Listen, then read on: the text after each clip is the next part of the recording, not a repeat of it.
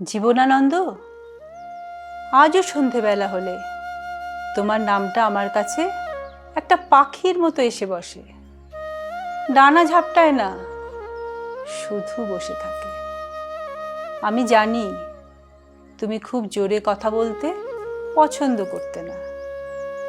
শালিকের চেয়েও ধীরে ধান ক্ষেতের ভেতর দিয়ে হাঁটার মতো তোমার কবিতা এগোয়।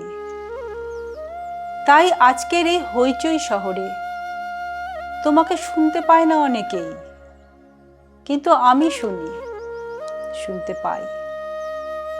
যখন রাত বাড়ে আর আমার ঘরের বাতিটা হঠাৎ অকারণে মন খারাপ করে ওঠে, তখন তোমার বনলতা সেন চেয়ারে এসে বসে, কিচ্ছু বলে না, থাকাটুকুই যথেষ্ট। জীবনানন্দ, তুমি আমাদের শিখিয়েছ সব কিছুর উত্তর দিতে নেই, কিছু প্রশ্নকে শুধু বুকের ভেতরে ঘাসের মতো বাড়তে দিতে হয়।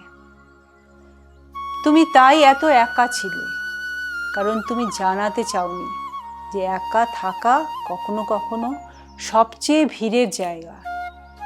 আজকের দিনে আমরা খুব দ্রুত হাঁটি, খুব দ্রুত ভুলে যাই।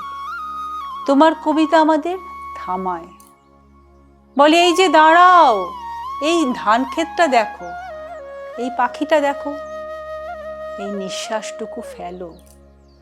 তুমি কোনোদিন বলনি সব ঠিক হয়ে যাবে, তুমি শুধু বলেছিলে সব অনুভব করা যায়। এইটুকুই কি কম জীবনানন্দ?